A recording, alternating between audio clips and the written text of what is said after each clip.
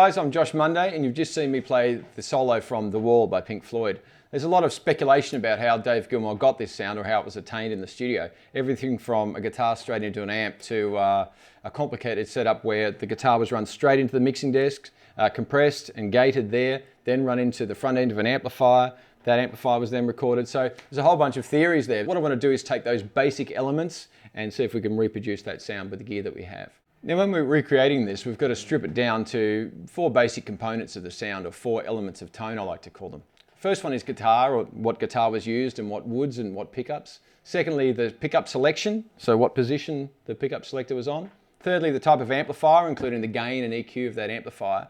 And fourth, and sometimes one of the most important things, is what effects were run, both into the front of the amp and later on in post-production, what was done to the signal. So firstly, let's start with everything off. You don't walk into a room full of gear with everything on. You start by turning the amp on and plugging your guitar in. So let's build the components up like that. Firstly, the guitar that we're going to use, he used a Les Paul allegedly, and we don't have one. We've just got a Strat here. So what we're going to do is use the front pickup of the Strat. We know he used that pickup selection.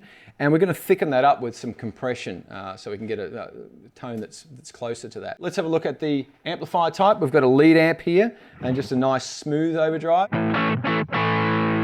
Let's try the lick. So that's not a bad basic tone, a nice smooth overdrive. We'll add some compression. So we'll just turn that on, turn the compression up, which will thicken up the signal.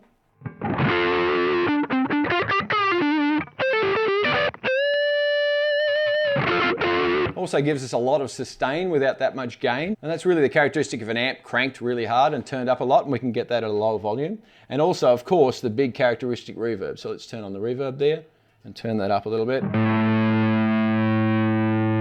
Right, so it's a pretty simple tone. Let's see what we've got.